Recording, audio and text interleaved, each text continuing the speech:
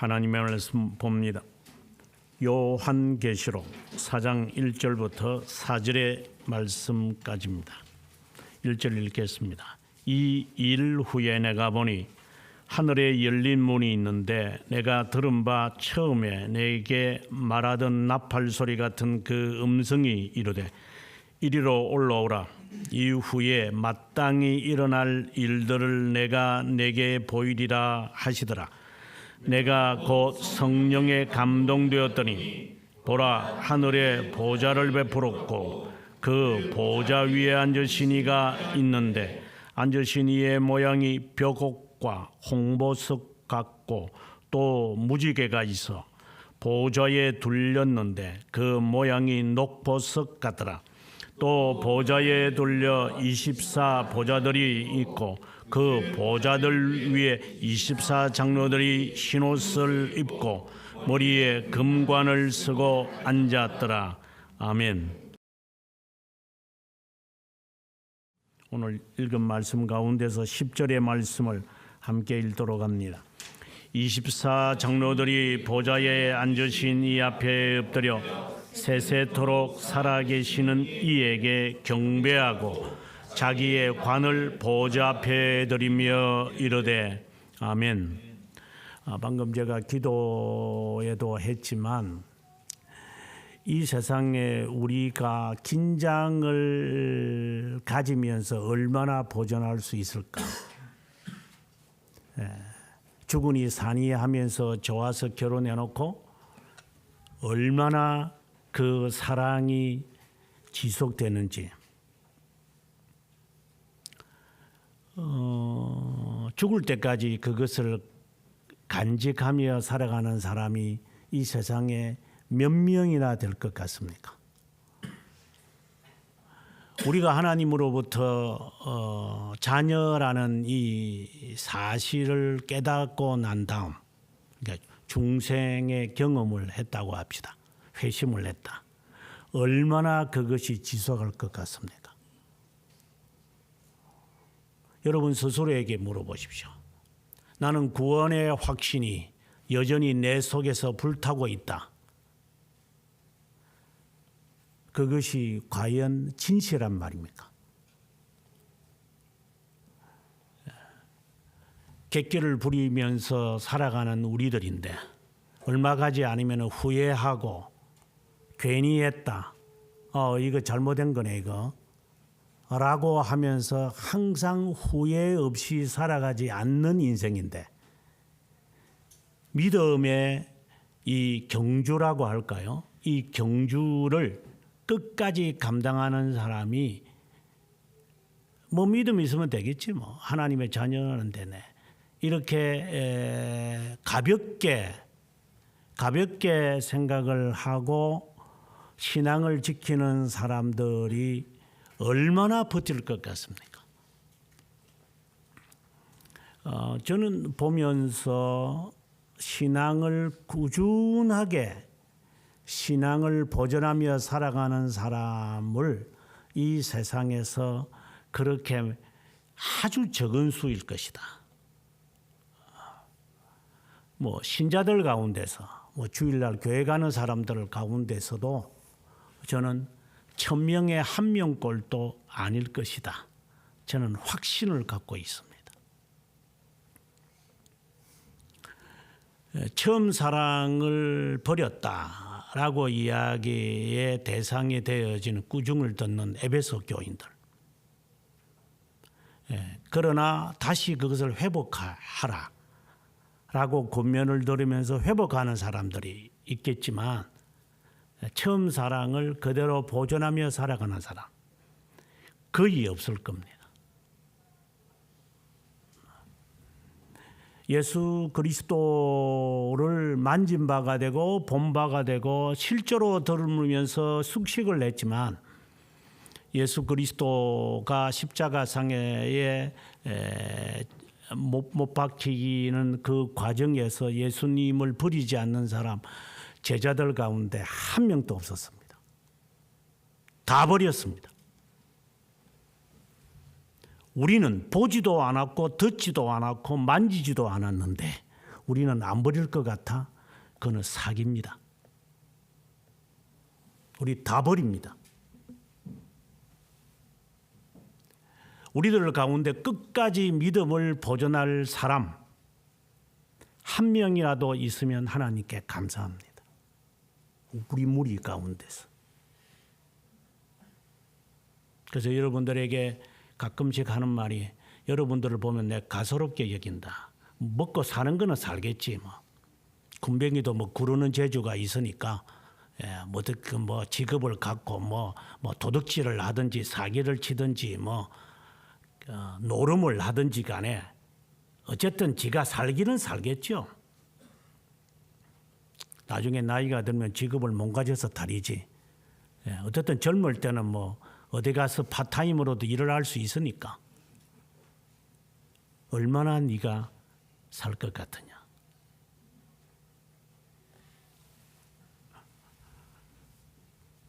우리들 가운데 끝까지 그 신앙을 지키며 살아가는 사람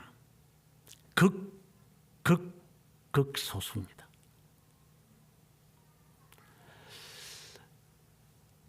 그런데 이 세상에서 극소수라 하더라도 그 수는 있는 거예요. 지금 그 수는 어떻게 살아가는 것인가, 그것을 오늘 말씀을 통해서 답을 찾아야 합니다. 모든 것은 개인적이니까, 모든 것은 각자가 하나님 앞에 소환되는 것이니까, 죽는 것도 개인적으로 죽는 거지 단체로 같이 죽자 그렇게 되는 것도 아니고, 우리 같이 한번 다 뭐 직장 같은 직장에 들어가자 그렇게 되는 것도 아니고, 같은 자리에 앉아서 공부하더라도 인생 다 제각기고, 학교 다닐 때 저 머저리처럼 살는데 사는 거 보니까 어우 저렇게 사네, 어우 정말 세상은 참 살아봐야 되겠다. 학교 다닐 때 까불까불거리고 하는 애들이 또 인생 사는 거 보면 또 다르게 사는구나. 그것이 인생이니까. 그거는 뭐 누가 어떻게 말할 수는 없겠지만은, 그러나 그 가운데서라도 믿음을 지키면서 끝까지 경주를 완주하는 사람, 극소수지만 그 소수는 있는 겁니다. 그 사람들이 이제 어떻게 이 끝까지 이 경주를 마무리할 것인가? 여러분들이 극소수에 들어간다고 스스로 생각을 한다면, 스스로 생각하는 거예요.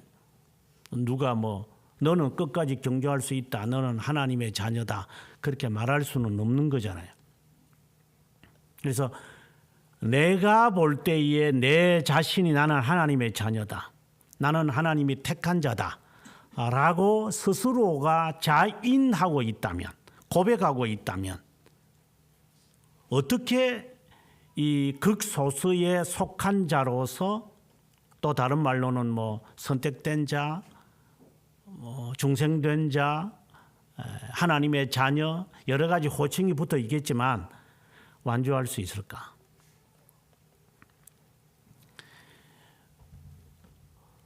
우리가 그 몇 명을 데리고 제가 이제 그 유럽을 이제 독일을 가죠.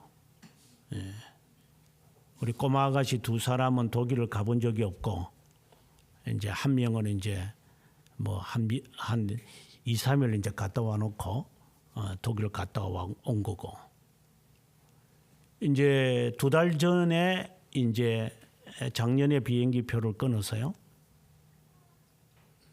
처음에는 막 그냥 콩닥콩닥 하는데 얼마나 콩닥콩닥 하던가. 이제 가나 이제 한 달, 2달 남으면은 이 긴장이 점점 소진해 갑니다. 네. 내일 이제 다시 미국을 방문하는 애도 있지만 막 긴장이 있겠죠. 그게 1년이고 2년 후에 간다 이러면은 이게 긴장이 풀립니다. 그 긴장과 그 기대를 얼마나 우리가 보존할 수 있을까요? 거의 없습니다. 그만큼 믿음을 고수하는 게 어렵다, 적다 이 말입니다. 체계적으로 하나하나 준비해 가면서 이거 준비했으니까 그다음에 저거 준비하면서 하나하나 쌓아가면서 개미처럼 살아가는 사람은 세상에 거의 없습니다. 그만큼 극소수입니다. 하지만 극소수도 준비하는 자는 있습니다. 그 자 가운데 내가 속한다는 것이라고 스스로가 자인하면 오늘의 말씀에 귀를 기울여야 할 겁니다. 요한계시록은 많은 사람들이 나름대로 해석을 합니다. 요한계시록을 갖고 신학 박사학위를 받은 후배들이 있는데 그들의 강의를 이렇게 듣다 보면 뭔 소린지 저도 성경신학을 전공을 했지만 석사 과정에서 뭔 소린지 모르겠어요. 제가 한 학기 동안 요한계시록으로 박사학위를 받은 교수님한테서 제가 이거 들었는데 한 20년 지나고 나니까 그 의미를 잘 모르겠어요. 요한계시록은 많은 자들이 흥미있게 생각을 하고 나름대로 해석을 하는데 저 자신도 이 말씀을 지금까지 수십 년 동안 붙들고 살아가는 사람입니다. 이 해석 외에는 없다 이렇게 말을 하기가 참 어려운 말씀입니다. 하지만 공통적으로 이 말씀을 이렇게 해석하는 원리는 있기에 오늘 이 말씀을 통하여서 극소수에 포함됐다고 자신이 가정하는 사람들, 나는 하나님의 자녀입니다. 나는 천국 갑니다. 틀림없습니다. 누가 뭐라 하더라도 저는 갑니다.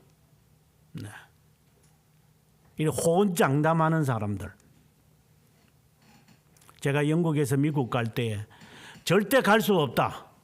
제 동기들이 그랬지만 저는 뭘 믿고 그렇게 큰 소리 쳤는지 모르지만 나는 미국 갑니다.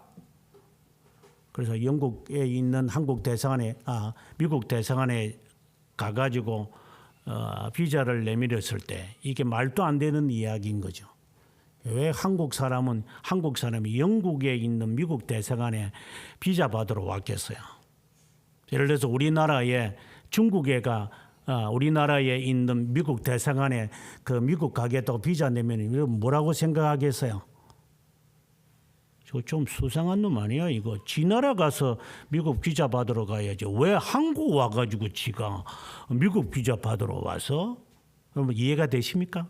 이 상황을 파악하시겠습니까? 조선족인 제가 영국에 있는 미국 대사관에 가서 영국 애들을 위해서 미국 대사관이 있는데 조선족이 가가지고 비자 달라고 하니 그 사람들이 저를 뭐라고 생각을 했겠습니까? 어이, 네 나라 가라. 그러니 제 동기들이 하는 말이 절대 못 받는다, 나 목사. 그 말이 안 되는 거니까. 그 말이 안 되잖아요. 말이 돼야 되잖아요. 아니 중국 가서 받아. 그 중국에 그 미국 대사관이 있으니까. 내가 조선족이면 내가 한국 가서 받아야 하는 것이 당연한 건데 왜 배짱을 내밀면서 나는 미국 간다니까 했을 때 제 동기들이 저를 조금 또라이로 보는 수밖에 없지 않겠어요? 여러분 상황이 판단이 안 되시죠? 외국을 이렇게 대사관에 가서 점검을 안 해봤기 때문에 이게 비논리적인 이야기인 겁니다. 하지만 제 마음속에 나는 간다. 여기가 아일랜드든 아이슬란드든 나는 미국에 간다. 저는 또라이였죠. 그 당시에 또라이입니다. 30대 초. 그만큼 확률이 없는 겁니다. 여러분은 그런 또라이 같은 기질이 있습니까? 누가 뭐래도 나는 천국 간다. 나는 하나님의 백성이다. 그런 또라이 기질이 있는지 스스로에게 질문하십시오. 그런 것을 경험해 보셨습니까? 40대 1이든 100대 1이든 나는 합격합니다 하는 그 확신을 가져본 적이 있습니까? 한 4대 1이면 자신 있는데 40대 1은 자신이 없다. 400대 1은 더 자신이 없다. 아이고 그냥 그 생각은 해보셨지? 400대 1이든 4000대 1이든 나는 여기에 합격합니다 하는 확신은 가져본 적이 있습니까?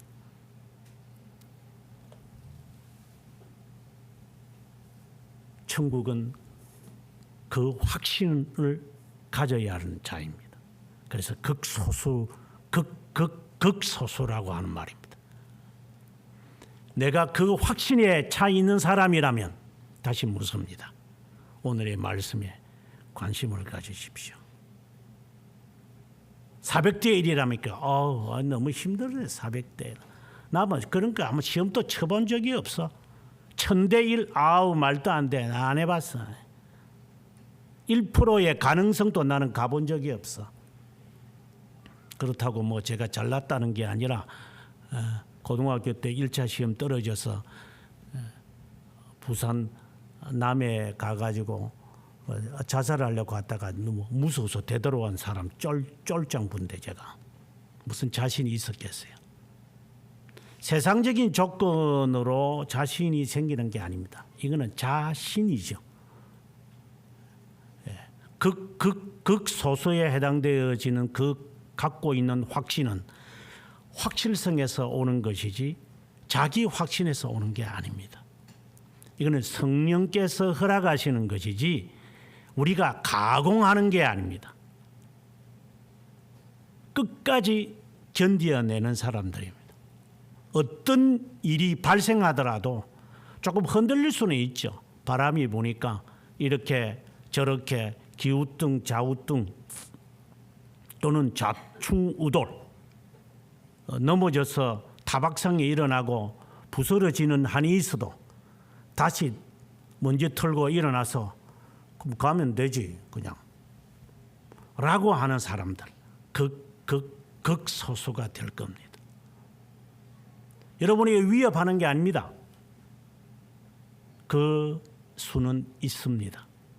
그것이 완결되면 세상은 끝나는 겁니다.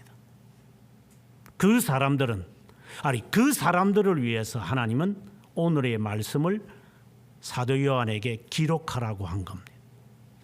여러분이 오늘의 이 말씀에 관심이 없다면 여러분은 극소수에 포함되지 않은 사람일 가능성이 있는 겁니다.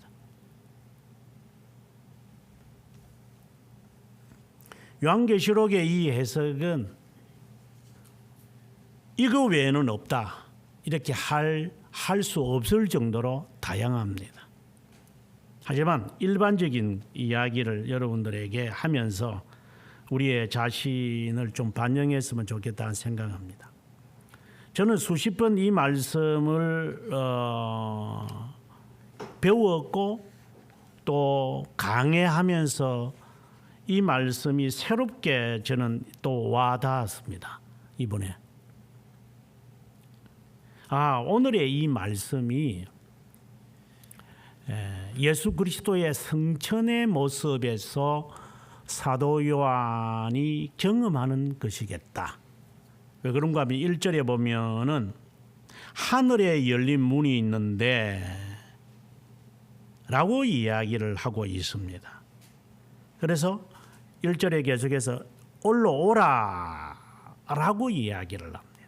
예수 그리스도께서 성천하시는데 우리가 신앙이라고 하는 것, 하늘나라라고 하는 것을 생각할 때 이처럼 생각하셔야 합니다. 로켓처럼 이렇게 하늘로 쫙 예수 그리스도가 올라갔다 이렇게 보지 않습니다. 이거는 차원이 다른 이야기를 지금 하고 있는 겁니다. 그래서 구름이 가려져서 예수 그리스도를 보이지 않게 하늘을 쳐다보고 있으니까 뭐 그래 멀쩡하게 쳐다보고 있어. 너희가 본 그대로 주님 오시니까 주님이 하신 말씀만 기억하고 와가지고 기도 열심히 해. 이렇게 천사들이 꾸짖었습니다. 하늘 멀게 쳐다보지 마. 뭐 정말 대보름이라고 하늘 쳐다보러 가가지고 복귀는 사람들처럼 그 달 그 버가 뭐 할 거예요 그거.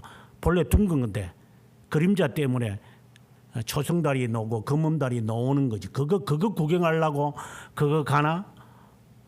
정신이 없는 사람들. 그거 보고 나면 무슨 복을 받나?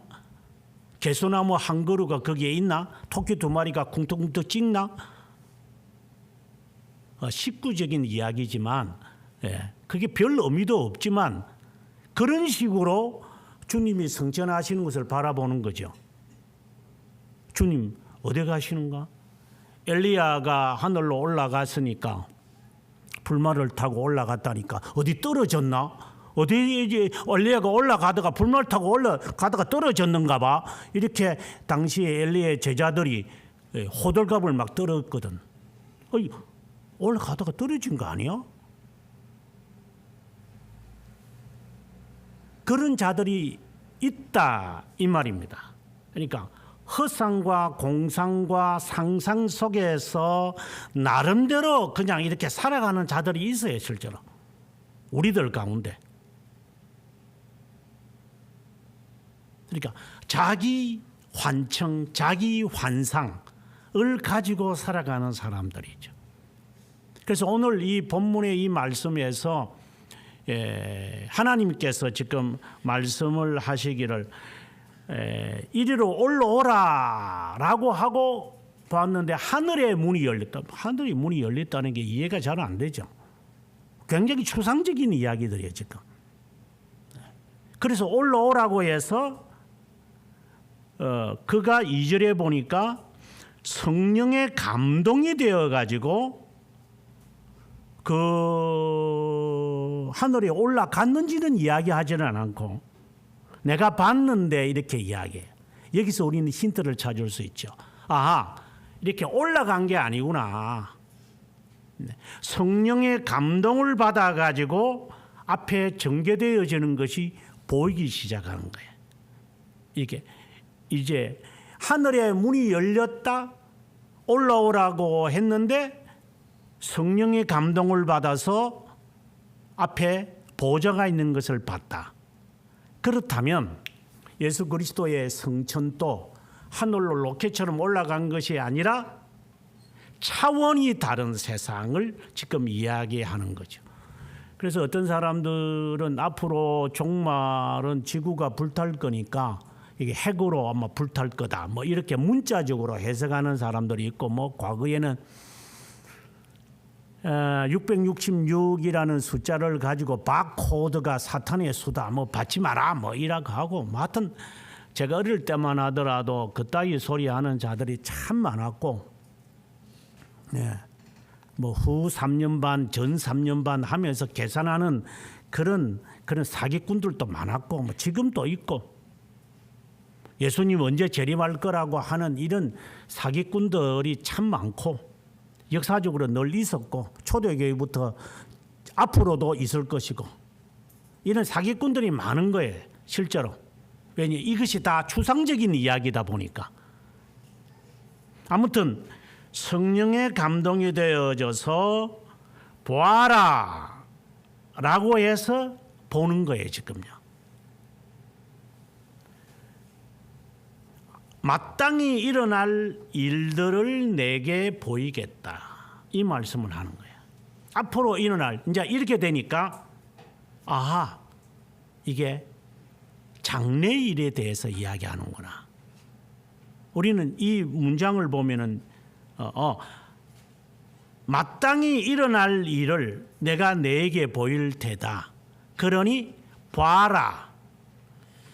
그래서 5장에 가보면 보좌에 앉으시니 오른손에 두루마리가 있는데 이 두루마리가 앞으로 전개되어지는 미래를 지금 이야기하는구나. 이렇게 해석을 할 수도 있는 거예요. 그래서 이 요한계시록은 가는 곳마다 함정이 있어요. 가는 곳마다 사다리 타는 꼴이 나올 거예요. 꽝이 나온다 이 말입니다.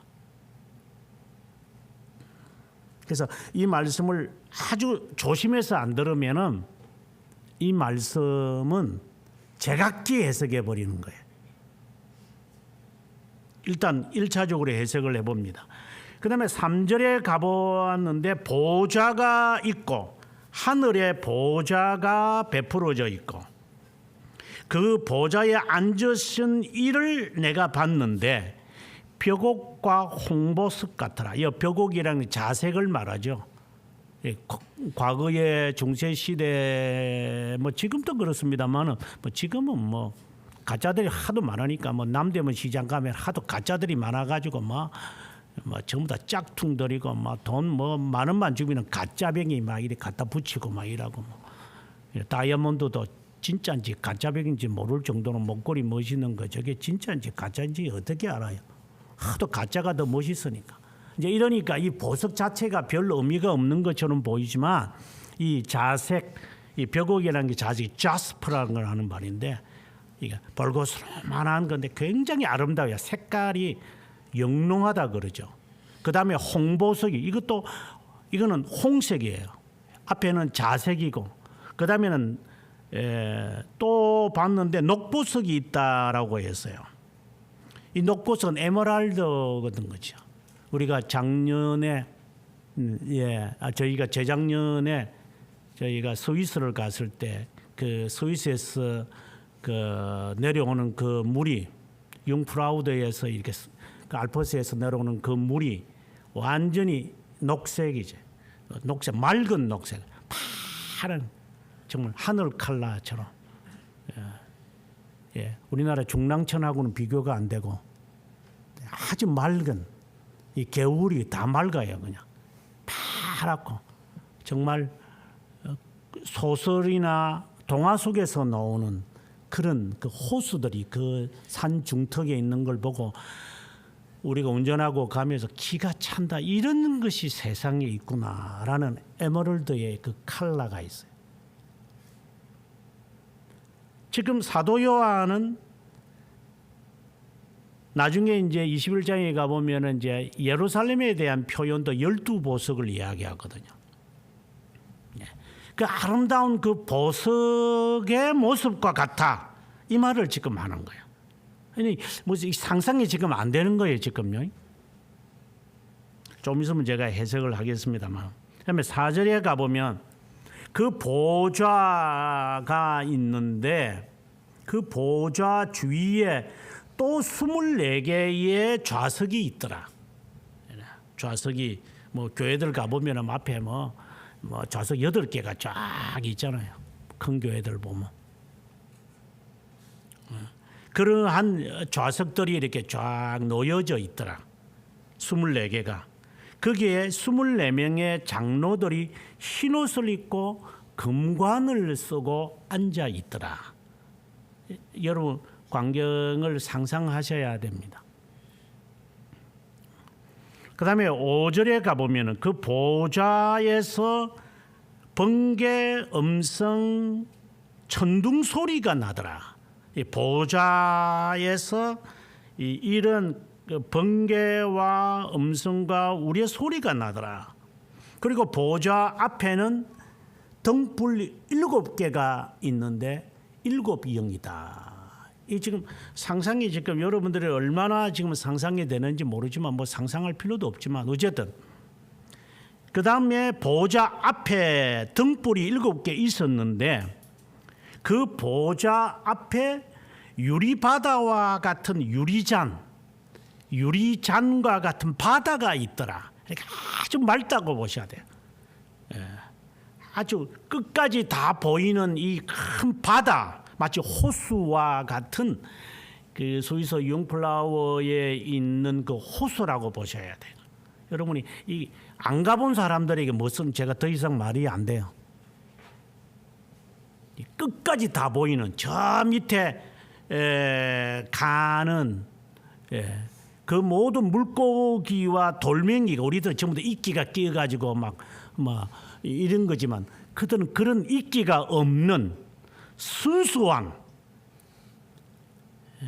오줌 똥이 섞여져 있는 똥물이 아닌 순전하게 이 눈이 녹아서 그 안에서 흘러나오는 이 물들이 이 호수를 만들었을 때 저 밑에까지 보이는 그것이 수심이 얼마나 되는지 모르지만 환하게 보이는 그것이 이 보좌 앞에 일곱 촛대와 같은 일곱 영이 있고 그 다음에 일곱 바다가 그 앞에 또 있더라 이래 돼 있어요. 사실상 뭐 이런 거 보면은 그 집을 짓는 사람들이 이거 흉내 내잖아요. 앞에 호수 있고 뭐 이렇게 그 불국사도 가보면 제가 어릴 때 가봤을 때 불국사를 가면은 거기에 그 앞에 그 계단 내려오는 그 밑에 이렇게 호수가 이렇게 물이 지나가죠. 지금은 물이 없거든요. 제가 어릴 때 그 수학여행 갔을 때는 그 물이 있었어요. 그래서 정말 멋있는데 지금은 뭐 그런 이런 흉내들을 낼라 그러죠. 그래서 진시 황제는 지가 이 서양에서 이 궁궐을 만들었을 때 궁궐 안에 호수를 만들었죠. 호수. 그렇다고 큰 호수가 아니고 그냥 이렇게 뭐 이렇게 분수나는 뭐 이런 거 그냥 있잖아요. 그냥 목욕탕처럼. 근데 사람들은 그런 거 좋아하니까. 그래서 지금도 베이징에 가보면 산을 이 호수를 만들려고 인공 호수죠. 이 길이가 한 1km 정도 되는데 그걸 땅을 파가지고 산을 만들 정도로 이런 호수들을 사람들은 좋아해요. 앞에 이게 그래서 바닷가 가보면 소리 지르고 야야 뭐 돼지 맵다는 소리 한 번씩 지르고 뭐 그래 광안리 앞바다 오시면 사람들이 막 가슴이 터인다. 사이다 먹는 게 차라리 낫지. 어떤 이런 바다와 맑은 바다가 있더라. 그리고 그 보좌 가운데 주위에 24세 보좌와 24명의 장로들이 앉아 있는데 또 그 주위에 내 생물이 있더라. 내 동물이라고 말하는 말이 낫겠죠. 내 동물이 있는데 날개가 6개더라. 그 날개 모두에 눈들이 가득 차 있더라. 그래서 4마리의 동물들 6날개 이렇게 가진 이 동물들이 밤낮으로 거룩하다라고 하더라. 이사야 6장에 나오는 그 모습을 지금 연상하는 것 같아요. 서랍이 날아가면서 두 날개로 날아가고 두 날개로 발을 가리고 두 날개를 갖추면서 거룩하다라는 장면을 보았던 이사야를 연상시키는 것 같아요. 그들이 뭐라고 하느냐면은 내 동물이 거룩하다 주 하나님 전능하신 이여 전에도 이제도 장차 오실 이제 힌트가 등장하기 시작합니다. 그 내 동물이 보좌에 앉으사 영원토록 살아계신 이에게 영광과 존귀와 감사를 돌릴 때 24명의 장로들이 자리에서 벌떡 일어나 가지고 머리에 쓴 금관을 벗어서 같이 찬양을 하더라. 뭐라고 하느냐? 11절에 주 하나님이여 영광과 존귀와 권능을 받으시는 것이 합당합니다. 주님께서 만물을 지으신 자라. 만물이 주의 뜻대로 있었고 또 지으심을 받았나이다. 이 광경의 오늘의 이야기입니다. 지금 올라오라고 하는 음성을 들었고 하늘에 마치 문이 열리는 것처럼 열려서 보았는데 보좌가 있었다. 요거 하나하나 이제 해석을 해보면 되는데, 이것에 들어가기 전에 우리가 알아야 할 몇 가지가 있어요. 그것이 뭐냐면, 그 보좌에 둘러서 앉아 있는 24명의 장로들, 흰옷을 입고 금관을 쓰고 있고, 그리고 4마리의 동물들이 뭐라고 말했느냐, 그 보좌를 바라보며 했을 때 8절에 전에도 이제도 장차 오실, 이거는 한마디로 말하면 영원이라는 단어입니다.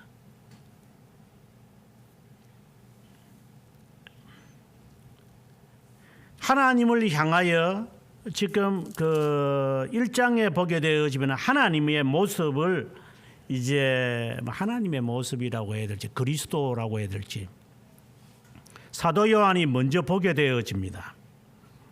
8절에 보게 되어지면은 나는 알파와 오메가 이제도 전에도 장차 올 전능한 자다. 예수 그리스도가 자신이 자신에 대하여 말합니다. 4절에서도 이제도 전에도 장차 오실 이와 보좌 앞에 있는 7 영, 지금 4장에서도 나왔는데 7 영, 항상 이 이야기가 등장을 합니다.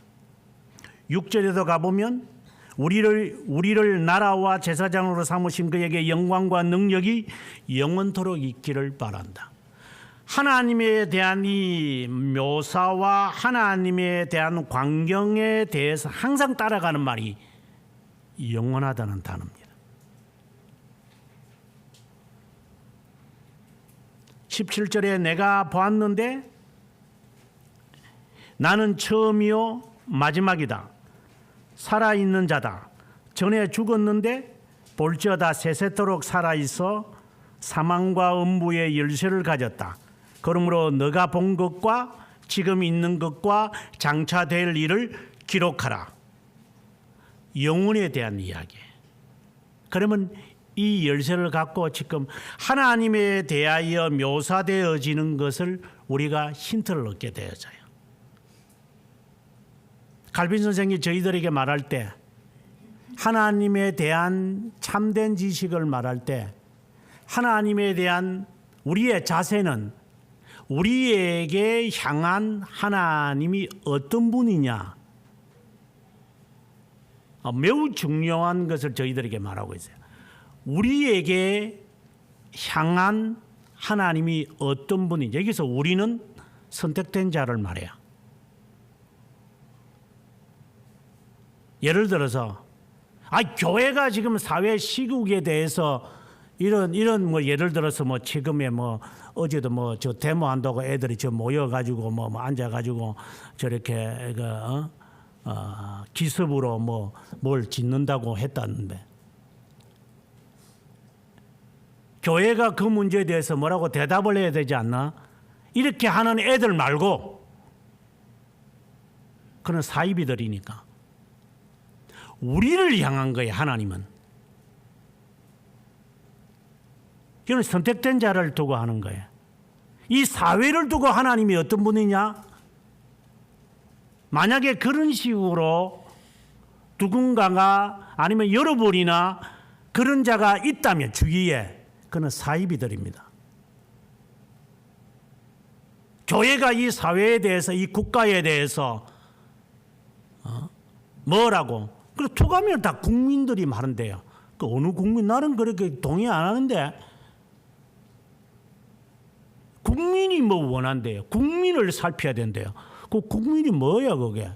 조국이야? 이 조국이야? 저 조국이야? 우리 조국이야? 지 조국이야? 아무나 그냥 국민이라 그래요.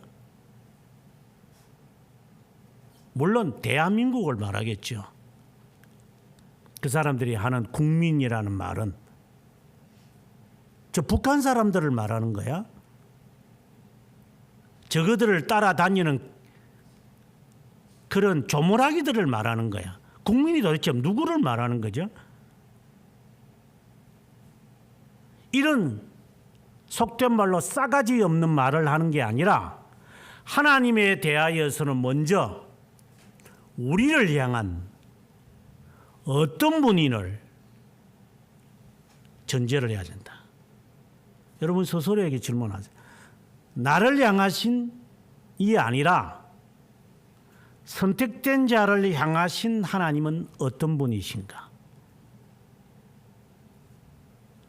인문에 있어서 그는 두 가지를 말해요. 하나님은 영적 존재고 하나님은 무한하신 분이다. 영원하다는 거예요. 내가 하나님을 믿습니다. 하나님은 나의 아버지십니다. 내가 하나님께 기도합니다. 라고 말할 때에 변하지 말아야 할 하나님이 어떤 분이냐는 하나님은 영이다. 예배 드리는 하나님은 영이시니까 예배 드리는 자는 진실함과 그리고 영적으로 하나님 앞에 드려야 할 것이다. 이렇게 이제 예수 그리스도께서 실제로 수가성 여인에게 하셨던 말씀을 기억한다면 하나님이 영이다 라고 말을 하는 것, 그 다음에 하나님은 영원하시다. 이제 영이라는 것은 빼놓고 우리가 오늘 본문과는 조금 다를 수 있으니까 하나님은 영적 존재다. 예. 그러나 하나님은 영원하다. 이 영원이라는 이 개념이 너무나도 추상적인 거예요. 앞서 제가 영국에 살다가 왔는데 여러분 영국에 대한 환상들이 있잖아요. 저는 영국에 살다 왔어요. 저보고 영국 살려면 저 안 살래요. 못 살겠어요.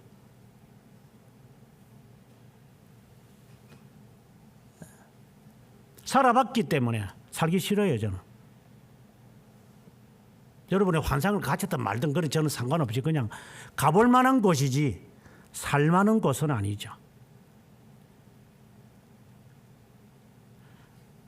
근데 영국을 제가 살아봤기 때문에 여러분에게 설명을 하는데 여러분은 나름대로 상상하겠죠.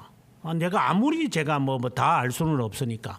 제가 미국에서 오랫동안 살다가 왔지만 미국을 한 번도 안 가본 여러분한테 제가 뭐라고 말하려고 했어요.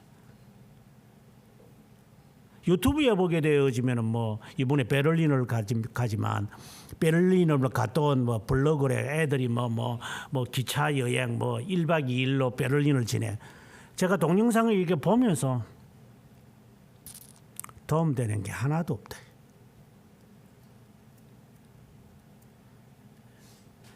베를린에서 정말 사는 사람들이라면 기차 여행을 하는 사람, 자동차 여행을 하는 사람, 버스 여행을 하는 사람, 어떻게 버스표를 걷고 어디서 음식을 먹으며 어느 시장을 가서 우리나라에서도 소개할 때 그렇게 하는 것처럼 여기는 어느 식당을 갔더니만 여기에는 이러한 저런 거 이런 걸 자세하게 소개해 주는 블로그가 제가 못 찾아서일 수도 있겠지만 제가 지금까지 찾아본 경험에서는 없는 것 같아요. 그냥 한번 그냥 발 담그고 소고기국인데 그냥 소고기가 발 담그고 간 그 소고기국이라고 하는 거나 마찬가지죠. 실제로 있는 거라도 묘사하기가 어려워요. 지금 영원하신 하나님에 대하여 지금 사도 요한은 영원하신 하나님을 지금 어떻게 본다면은 음성을 듣고 그것에 대하여 광경을 지금 우리들에게 묘사하는 것이니까 얼마나 나름대로 표현을 하겠어요. 저도 가보질 않았는데. 다시 하는 말이에요. 그러면 가봤다고 내가 아나? 1박 2일이라도 베를린을 가봐서 아이들이 사진 찍어 동영상 찍어가지고 사람들에게 서브스크라이버를 이렇게 많이 모집하는데 가봤다고 아나 그러면? 베를린에서 18년을 사는 사람도 잘 모르겠다는데 어떤 사기꾼들은 자기가 천국 갔다 왔대요. 저한테 신학을 가르쳤던 어느 신약학 교수는 지가 천국 갔다 왔대요. 지금도 설교하고 다니고 있어요. 노망이 들렸는가 치매가 걸렸는가 모르지만 죽을 때 고이 죽지. 자기가 지금까지 신학 공부한 거 다 필요 없대요. 하늘나라 갔다 오고 나니까. 실제로 필요 없죠. 뭐 신학이 뭘 천국 가는데 도움이 될란가요? 아무 소용이 없죠. 그래서 자기가 직접 천국 갔다 오고 난 다음에 이야기를 지금 이게 하고 다니고 있어요. 가본 자 나는 안 가봤으니까 가본 사람의 전기 진짜인가밖에 말할 수 없는데 하나님이 어떤 분이시냐 하나님은 영원하신 분이다라고 말할 때 사도 요한은 실제로 경험한 것을 지금 우리에게 적고 있고 경험도 하지 않은 사람들이 얼마나 많은 것을 지금 우리들에게 거짓 소문들을 지금 퍼뜨리고 있는지 아마 저도 그 가운데 한 명일지도 모르죠. 저도 사기꾼일 수도 있겠죠.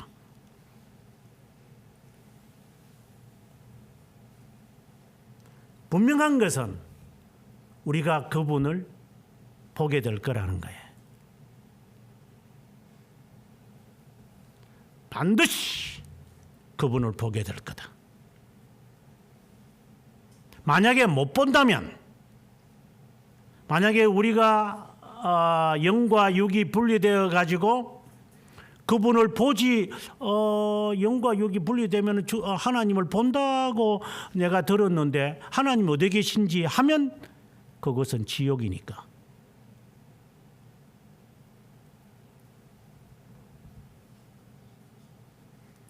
아니 그런 자들한테 뭐 주님께서 자신을 명시하실 이유가 뭐 있어? 너는 지옥인데 뭐.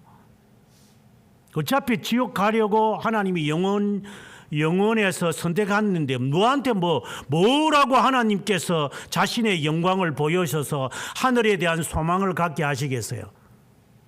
어차피 유기된 놈인데 보여줘도 안 믿고 안 보여줘도 안 믿고 들어도 안 믿고 알아도 안 믿을 놈인데 그러니 그건 하나님의 영광을 못 보는 거고 하나님의 영이라고 하는 영원하다라고 하는 이 개념조차도 그들에게는 관심이 없는 거니까 그들이 우리일 수도 있는 것이고 여러분일 수도 있는 것이고 영혼에 대해서 지금 관심이 없는 것을 보니 당신도 하나님의 영광을 보지 못할 가능성이 있는 우리들이기 때문에 그렇다고 이타주의를 말하는 게 아니에요.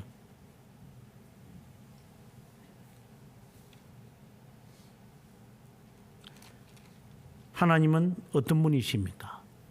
영원한 분입니다. 지금 사도 요한은 그것을 지금 보고 있는 거예요. 그래서 하늘의 문이 열렸다 이 말 자체도 상징적인 표현으로 시간의 개념에서 영원으로서의 옮김, 이 옮김은 중생과 같은 거예요. 중생의 경험과 같은 거예요. 중생을 새로운 창조라고 말할 정도로 완전히 바뀌어지는 삶을 말한 거예요. 중생이라고 하는 것은 이 시간에 있는 것에서 영혼에 대한 사모함과 열정을 갖는 사람들, 그 사람들이 갖는 전환이에요. 이게 트랜스폼이 돼버린 거예요. 그래서 여기에서의 막 예를 들어서 여기에서 좋아 별로 그런 데 관심이 없어요. 이거 억울해 사람 미치겠어 그냥 이제 속에 불이 타서 안 되겠어 그냥 한 잔 마셔야 되겠어. 그거하고는 상관이 없어요. 이 사람들은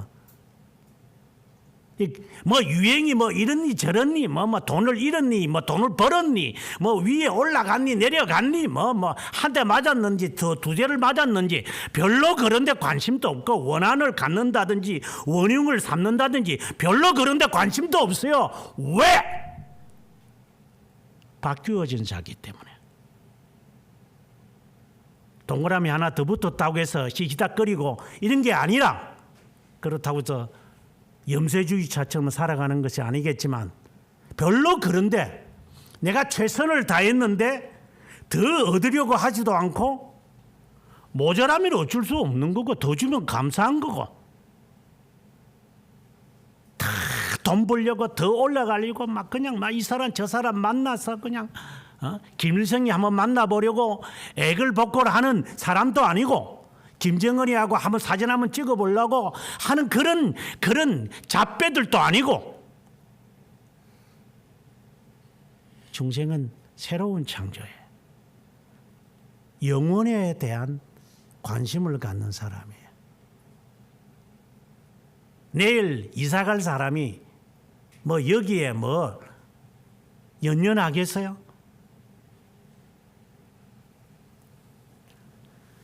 영혼에 대한 것에 대하여 지금 하나님이 지금 이제 사도 요한에게 하는 말입니다. 그 말할 때는 마치 나팔 소리와 같더라.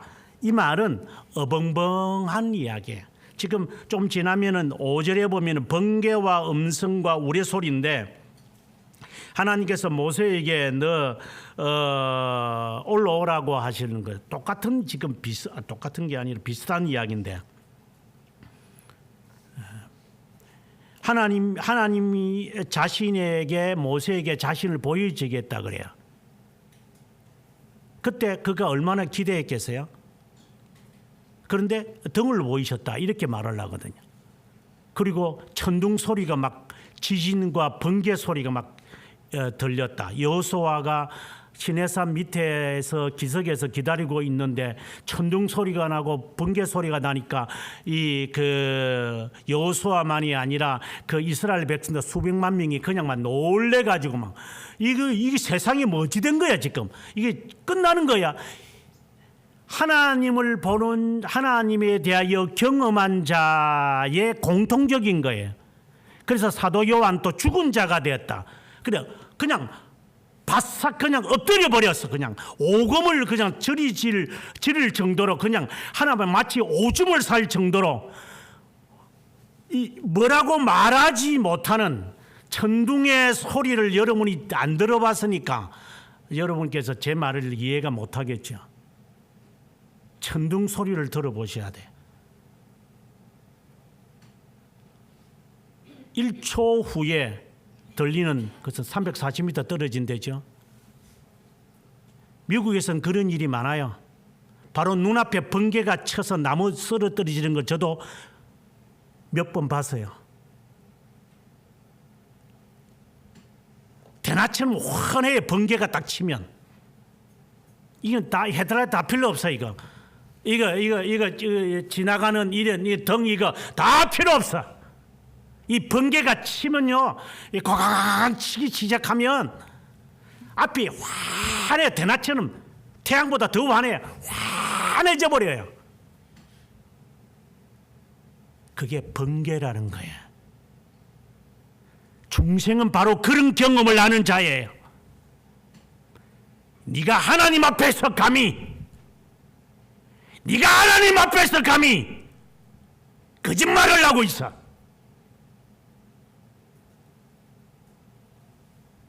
사람의 말을 하나님 말씀보다 더 들어? 네 부모의 말을 하나님 말씀보다 더 들어? 이 주위를 네 마음대로 보매?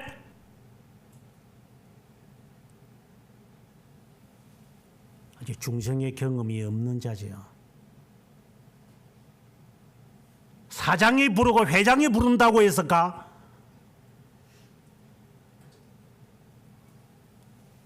중생하고는 거리가 먼 사람들 그냥 척하는 거죠. 그냥 왜? 하도 유행을 따라 잘하니까 헤어스타일도 닮아가고 옷 입는 것도 닮아가고 칠하는 것도 닮아가고 행하는 것도 닮아가고 이게 몸에 익숙하다 보니까 그래서 예수쟁이 하는 그 모습 따라 그냥 흥하는 거니까 그냥 흥하는 거니까.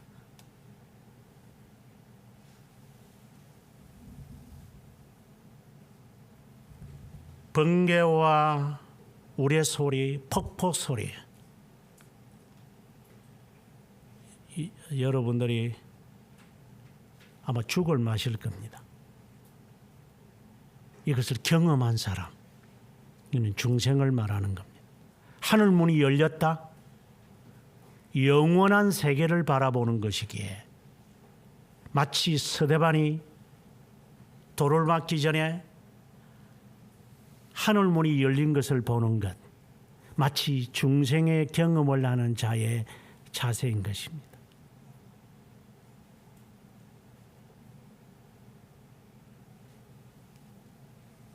호들갑 떨지 않습니다. 주님 외에는 제게는 없습니다. 하나님. 생명보다도 당신이 더 중요합니다. 이건 슬로건이 아니고 흉내내지 마. 하도 TV를 많이 보고 연속극 시시닥거리는 것만 보다 보니까 폰만 잡고 있어. 뛰라면 뛰지도 못하는 것들이.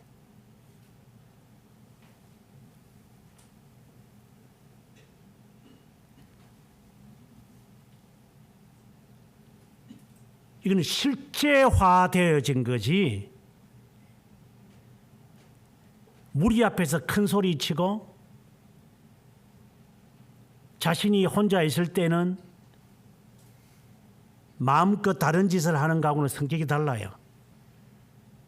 하늘의 영광을 본 사람, 중생의 경험을 한 사람은 사람이 다릅니다. 모든 것을 여기에 맞추어서 모든 것을 여기에서 재정연하는 것이지 지가 계획을 세우지도 않고 그분이 인도하시는 바가 어떤 것인지 내가 인도한 것이 그분의 뜻인지를 모르기 때문에 그분의 뜻을 찾으려고 정말 분주하게 정말 전념하게 정말 집요하게 주님 정말 당신의 뜻대로 살아야 되는데 그 뜻을 알 길이 없습니다. 어디서 내가 배워야 됩니까? 어디서 가르쳐 주는 겁니까? 어떻게 살아야 되는 겁니까? 하도 사기꾼들이 많아서 하나님 이렇게 사는 게 맞는 겁니까? 이렇게 살아야 되는 겁니까? 제가 이렇게 해도 되는 겁니까? 이걸 내가 포기해야 되는 겁니까? 어떻게 해야 됩니까? 제가 이거 먹는 게 맞는 겁니까? 이게 입는 게 맞는 겁니까? 이게 마시는 게 맞는 겁니까? 하나님 제게 가르쳐 주십시오. 그렇게 부들부들 떨면서 몇 번이나 해봐. 아니 뭐 몇 번. 그전엔 중생의 경험한 게 아닙니다.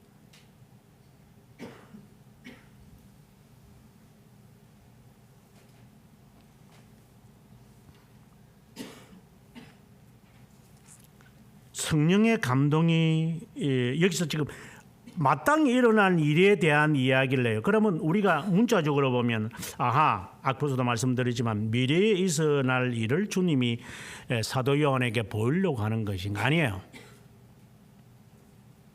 영원하신 하나님에게는 항상 현재라고 그랬어요. 그러나 인간이 볼 때는 일어나지 않은 것이니까 미래적으로 표현할 수밖에 없죠. 예를 들어 제가 번역을 지금 교리문답서나 이렇게 번역을 할 때도 현재로 번역하면 이상해요. 하나님이 우리를 영혼에서 작정했다, 선택했다 이렇게 해야지 말이 되지. 하나님이 영혼에서 우리를 선택한다. 이 현재로 해버리면 우리 말에는 말이 안 되는 거예요.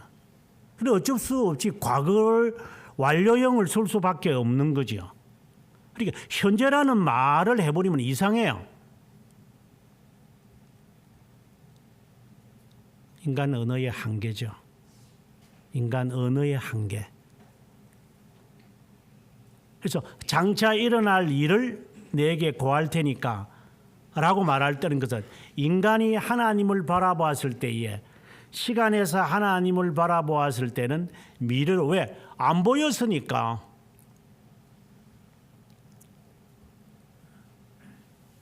성령의 감동이 되었다. 이것은 깨닫는 것을 말해요. 영적으로 깨달아졌을 때. 없는 것이 보이는 게 아니라 마치 눈이 열리는 개아시의 눈이 열리는 것처럼 똑같이 눈을 보고 있는데 저는 뚜렷하게 보이는데 안경 안 낀 사람은 시력이 안 좋은 사람은 안 보인대요. 저거 안 보여? 희미하게 보이는데. 저게 안 보여져. 도대체 니는 눈동자가 내하고 다른가 봐. 앞에 글라스를 끼야 보여? 이 눈이 왜 안 보이지? 안 보여. 세상 일도 그런데 영원하신 하나님에 대하여 깨달아지는 게 이 맨눈으로 보일 수 있을 것 같아요?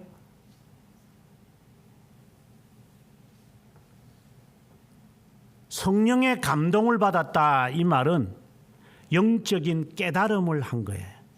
그래서 깨달아졌을 때 보이기 시작하는 거예요. 이미 중생된 자가 지금 되어지는 거죠. 그래서 중생된 자들은 성령의 깨닫게 하심이 있어요. 그래서 이거 아니지.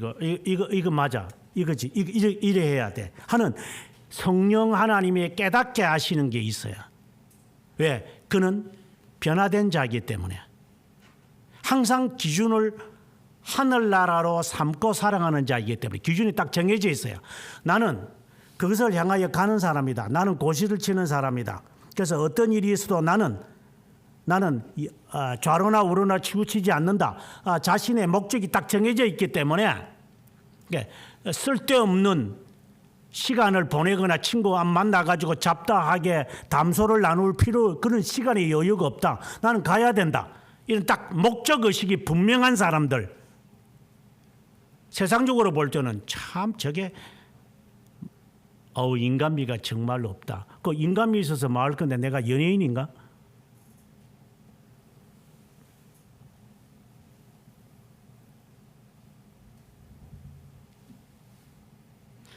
깨달아주고 난 다음에 이 현장 속에서 보여지는 것 같아요. 하늘로 올라가서 뭐 높은 하늘에서 구름 위에서 딱 보고 있는 게 아니라 깨달아진 자가 보여지는 것. 18만 5천 명이 앞에 있어도 그 이면에 있는 천군 천사가 있는 것을 보는 엘리야처럼, 이 엘리사처럼 딱 보이는 거예요. 이게. 나귀의 눈에는 보이는데 지 눈에는 안 보이는 사람들. 이거 너 망한다 너. 고집 피우지 마라. 그래도 끝까지 고집 피우는 인간들. 하라고 하는데도 듣기 싫으니까. 왜? 지 눈에는 안 보이니까 이게. 그러니까 지 고집대로 하는 거죠. 하지 말라고 하는데도 앞에 낭떠러지가 안 보이니까 시력이 마이너스 5.1인가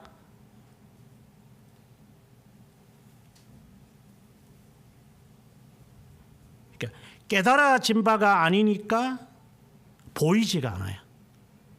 눈이 안 떠이니까.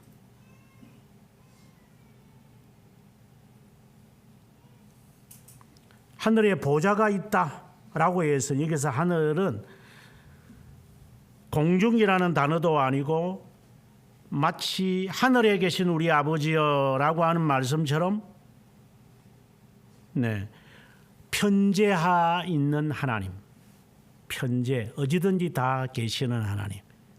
보좌라고 하는 게 딱 한 자리에 지정 좌석이 있는 것이 아니라 이 하늘에 하나님의 보좌가 있는, 그러니까 편재성을 말하는 거죠.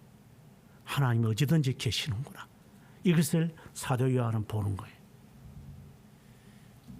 그래서 내가 하나님께 어떻게 득죄하겠습니까 하는 요셉의 고백이 자연스럽게 받아들여져요. 교회당에 나와서 하나님만 있는 게 아니라 지는 그 주님을 믿지도 않으면서 그 교회당 가야 되나 그 교회 가야 되나 이 교회 가면 안 되나 이런 식으로 해서 하나님의 말씀을 왜곡시키는 그런 사이비들이 있으니까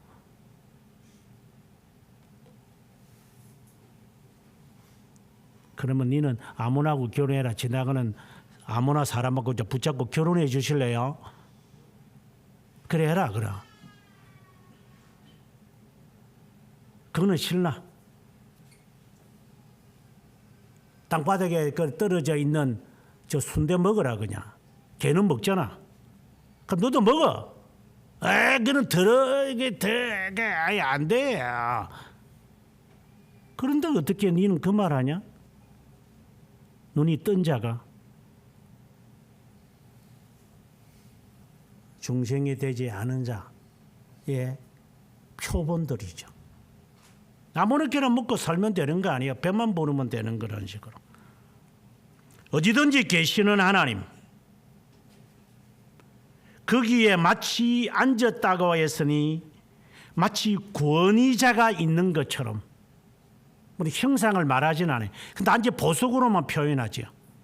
찬란하다란 말이에요. 찬란한. 주님을 과연 볼 수도 없은 햇빛보다 더 밝은 그 하나님, 두려움의 대상이란 말이에요. 인간으로서 상상할 수 없는 그 하나님, 그 하나님을 내가 얼굴을 배웠으니 이사야는 하나님이 저 죽여주십시오. 죄 있는 자로서 하나님에 대하여 함부로 말을 했습니다. 저를 죽여주십시오. 이 말이 나오는 겁니다. 내가 하나님을 두려워해서 내가 이렇게 못합니다. 이렇게 되어져야 합니다. 여러분, 하나님에 대하여 본 적이 있습니까? 그래서 성깔 부리는 겁니까? 그렇게 말을 해야 저 사람들이 알아들을 것 같죠. 말하면 절대 안 지지요. 하나님을 믿는 자의 모습이 아닌 거죠. 그렇다고 해서 유기된 자라는 말이 아니라 그 모습은 유기된 자의 모습이다.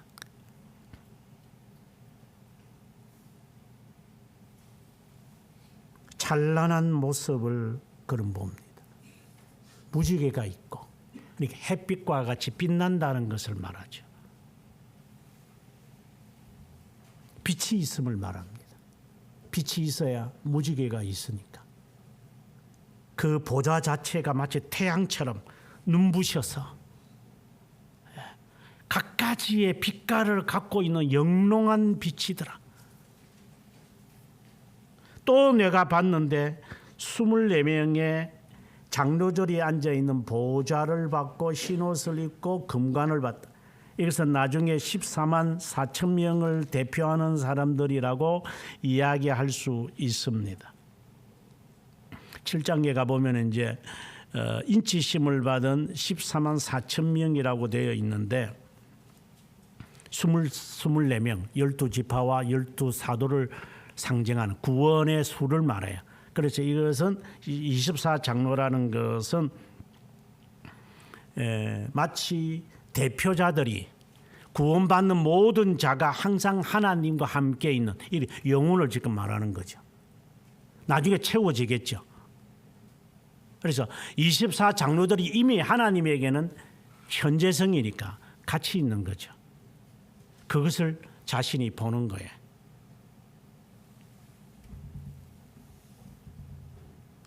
그리고 5절에 음성이 들렸고 7 영이 있더라. 보좌 앞에 등불 7개가 있는데 하나님의 7 영이더라. 이것은 요한계시록 앞에서 7 교회를 이야기하면서 나왔던 말씀이에요. 흰옷을 입은 사대 교회에 대해서 흰옷을 입었다라고 이야기가 되어 있고, 그 다음에 7 영이라고 할 때 7 교회를 두고 하는 말. 이 말은 항상 하나님 앞에 하나님의 자녀들의 이것이 주님 앞에 딱 눈동자처럼 딱 보여지게 되는 거예요. 항상 관심을 갖고 있어요. 마치 그 모습을 말해. 또 아니면 이 세상에 있는 모든 선택된 자들의 모든 것이 하나님 앞에 이렇게 전시되어 있는 것처럼 주님이 아시는 거죠. 내가 너를 안다. 그러면 됐어요, 하나님. 주님, 보좌에 앉으신 당신이 저의 억울함을 아시면 됐습니다. 주님, 접수하셨습니까? 그래, 감사합니다. 이런 것. 그래서 억울해하지 않아요. 뭐 억울해 안 한다는 말보다는 억울해하더라도 빨리 제자리에 돌아와요. 이게 사람이 달라요. 오뚜기처럼 이게 달라지는 모습. 치우쳐 가지고 막 문 닫고 문 끌어 잠그고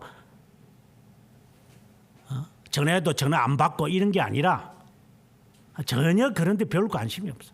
그러니까 성깔들이 못돼 가지고 지 기분 좋을 때는 뭐 24시간 동안 전화통 붙들고 있고 기분 나쁘면 문자 와도 안 받아. 때리때리 전화 와도 안 받고 성격이 못돼 가지고 그것처럼 이 끝까지 가는 거야. 이게 못된 게 이게 그냥 오만 일이 있어 가지고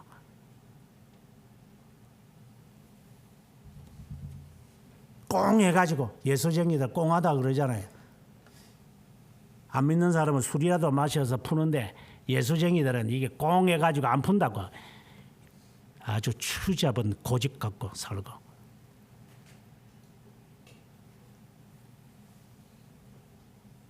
주님 앞에 내가 있다라고 하는 것, 주님이 아신다는 것을 전혀 관심이 없는 사람, 그러니까 영원성을 인정하지 않는 사람들의 모습들이죠.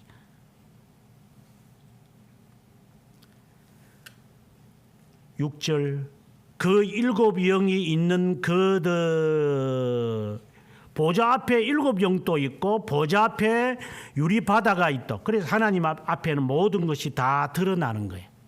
그리고 내 동물이 있는데 다 감찰하고 있다. 숨김이 없다 이 말입니다.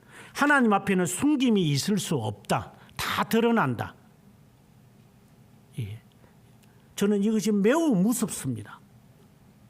여러분이 하는 그 짓거리들, 무의미하게 했던 이야기들, 하나님 앞에 account of worthless speech, 무의미하게 했던 말들 반드시 어카운트 하셔야 될 겁니다.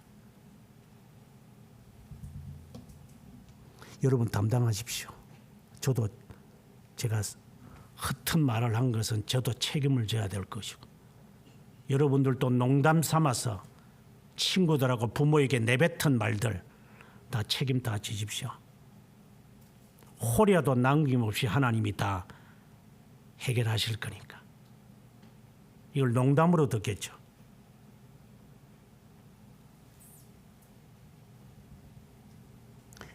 그 동물이 사자, 송아지, 사람, 독수리, 이것은 동물의 모든 것을 다 통합해서 하는 이야기가 에스겔 1장에도 이 말이 나타나는데, 그래서 살아있는 모든 동물들, 움직이는 것들에 대한 모든 것이니까 사람까지 포함해서 날아다니는 것, 그리고 착한 동물이든 그리고 나쁜 동물이든 이 모든 하나님의 피조물이니, 이게 본래는 피조물이죠.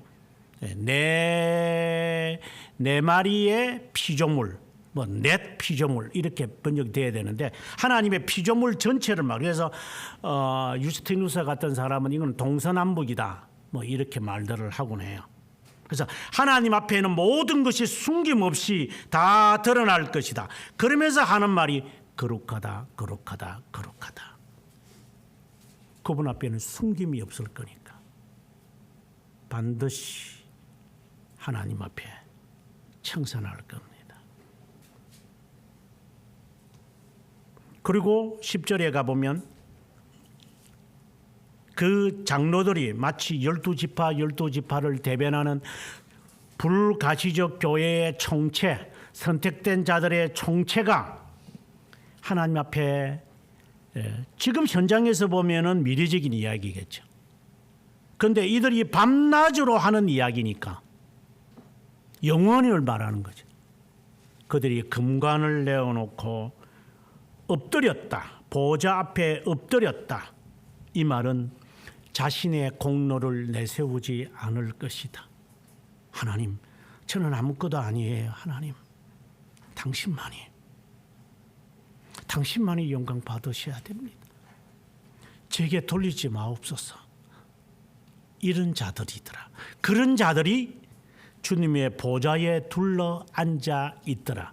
이거는 최후의 심판 때 마치 재판장이신 주님 이 심판하실 때 성도들이 그것을 지켜본다 그러거든요. 유기된 자, 자신을 음해하는 자, 자신을 핍박하는 자, 자신을 괴롭게 하는 자, 의인들이 극소수에 해당되어지는 자들에게 거짓말하고 넘어뜨리고 사기치고 으름장을 내고 거짓말로 가르치고 거짓말을 들려주고 했던 이 모든 자에 대하여 내가 심판할 때에 너는 그 자리에 앉아 있으라. 봐라. 내 그대로 갚아주면. 그러니 너는 금관을 내어놓고 당신이 하십시오. 당신이 주권자이시니까 당신이 심판하십시오. 저는 심판 안 하려면 네가 왜 심판하느냐? 네가 이 나라가 뭐 어떻니 저떻니? 네가 왜 심판하느냐? 네가 심판의 자격이 있냐? 그것에 대한 것이 너에게 보응으로 돌아올 것이다. 금관을 벗어서 그분 앞에 드리면서 하나님 영원토록 받으십시오. 이런 겸손한 자만이 거하는 곳이 영원한 하나님의 나라구나. 여러분이나 저나 우리들이 과연 하나님 앞에 설 수 있을까? 저는 이 나이까지 예수 믿으면서 제 스스로에게 지난 화요일날 새벽에 달리면서 이런 생각을 했습니다. 하나님, 왜 저를 살려주십니까? 제가 살아야 할 가치가 있습니까? 무슨 덕을 볼 겁니까? 정욕, 자랑, 욕심 외에는 제게 남아있는 게 없는데 제가 살아야 할 이유가 뭡니까? 제가 자식을 위해서 살아야 됩니까? 내가 누구를 위해서 살아야 됩니까? 제가 살아야 할 이유를 하나님 저에게 가르쳐 주십시오. 뭐 책을 쓴다? 그건 제가 만든 하나의 가상적 목적이죠. 하나님, 제가 살아야 할 이유가 뭡니까? 여러분에게도 질문하십시오. 당신 왜 살아야 됩니까? 지옥 가려고 삽니까? 살 찌워가지고 나중에 돼지고기 해먹을까요? 삼겹살, 오겹살? 살만 찌는 거잖아요. 더 나아지는 게 있습니까? 뭘 더 나을 것 같으면 꿈이 이룬다고요? 그 꿈이 이뤄서 뭐 할 건데? 소고기 사 먹으려고?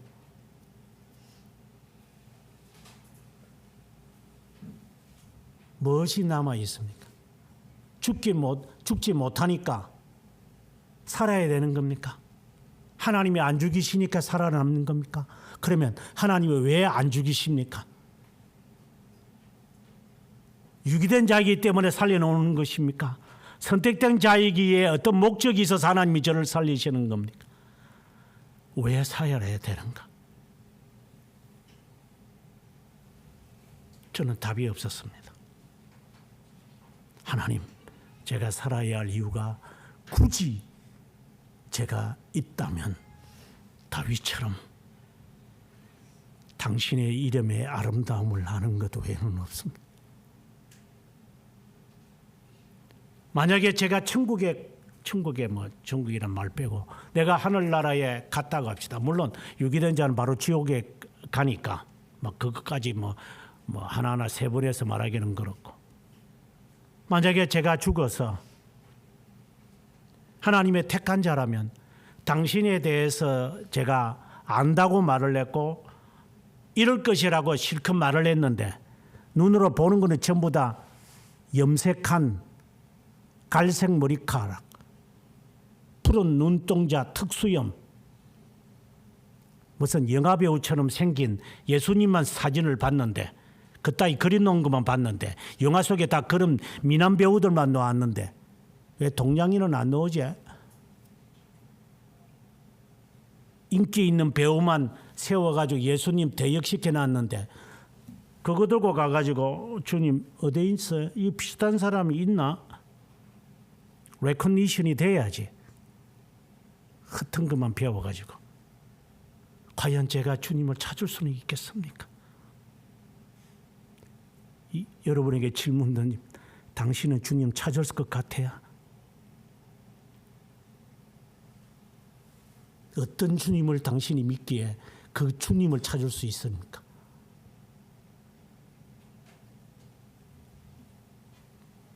여러분 앞으로 이제 내일 5장을 읽겠지만 5장을 보면 누가 이 7인을 뜰 수 있습니까?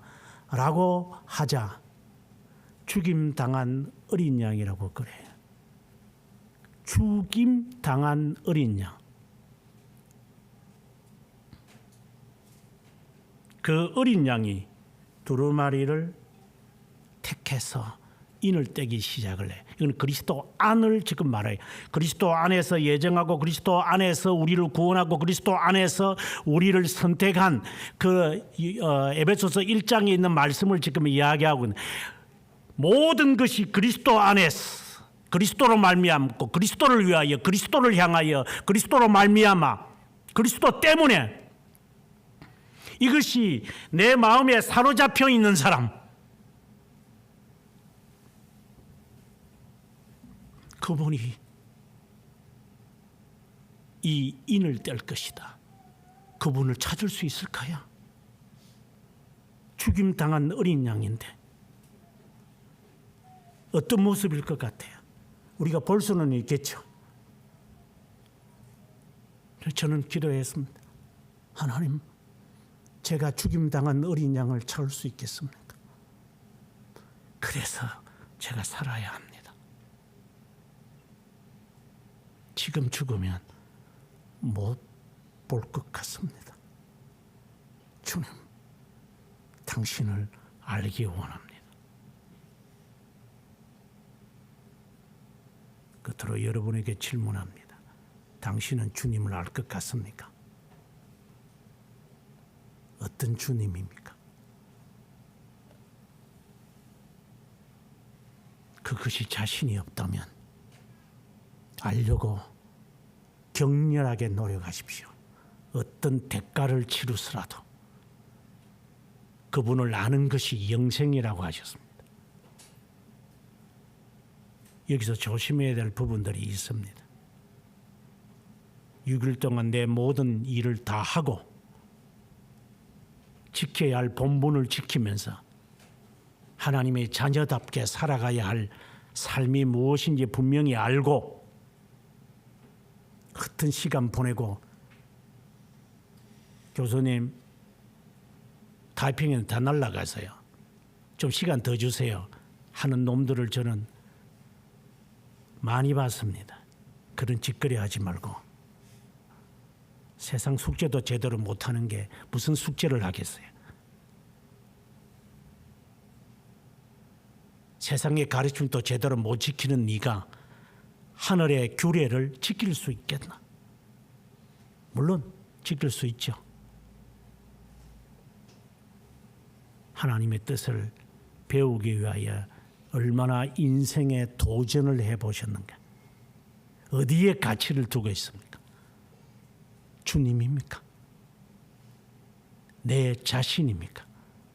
하늘의 영광은 체험하셨습니까? 유리와 같은 바다는 내가 속해 있다고 생각 드십니까? 주님 앞에 모든 것이 전개되어 있다는 사실은 적어도 알고 살아갑니까? 스스로에게 질문을 하는 시간이 되기를 바랍니다.